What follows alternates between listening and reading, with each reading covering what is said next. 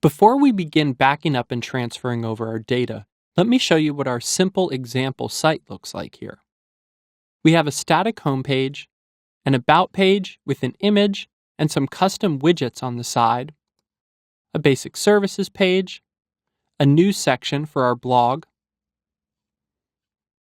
and then a contact page with a contact form. You'll notice that we also have the share this buttons, replies are enabled, etc. What we're going to do now then is we're going to come into our dashboard and click on Tools, Export, and then Export option up top as opposed to Guided Transfer. It will then ask what content we want to transfer, whether we just have posts, pages, feedback, etc., but we're going to choose all content. Let me suggest though, if you have a lot of images in posts or in pages, it may be a better idea to select those pages through a specific start date and download your content in sections, either by month or year by year, depending on what makes sense. The reason you want to do this is that when we import the data in the next step, some sites or some hosting providers have limits on how much data you could import at once. So if you're trying to import in 4 years worth of blog posts with tons of images, it won't let you do that completely.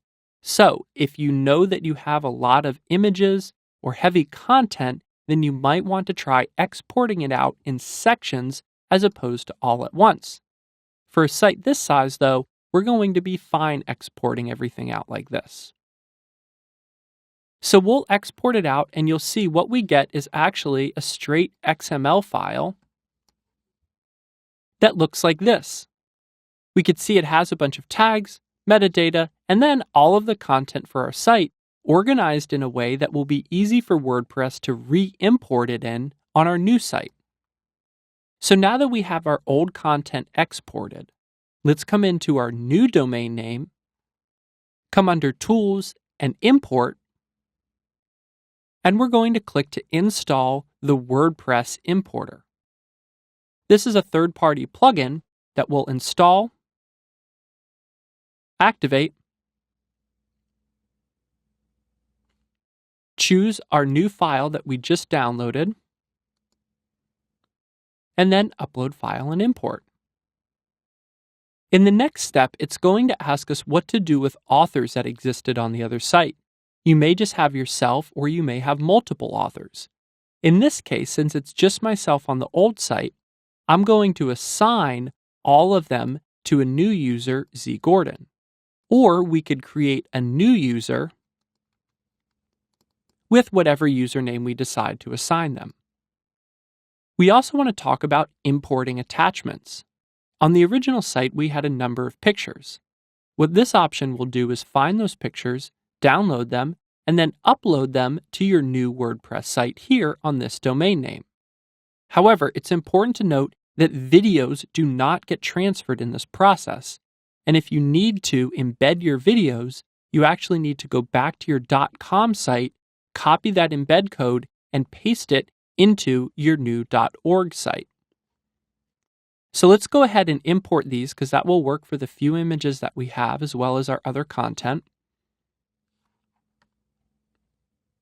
And now we could see that everything is in. However, notice that it says you have to update passwords and roles of imported users. So if we have new users that we import or set up during this process, you will have to do this extra step and notify them. Now when we view our site, we could see that we have our blog posts along with the graphics imported properly, our contact page, home, news, sample, and services page. Now a few things are off about this, including what our static homepage is, how our menu looks, what themes we're using, and then even other social sharing objects that we saw on our .com site that we're not seeing in the .org. So what we need to do now in the next 2 videos is go through the steps that are necessary in order to begin to tweak and customize this so that our new site looks just like our old site.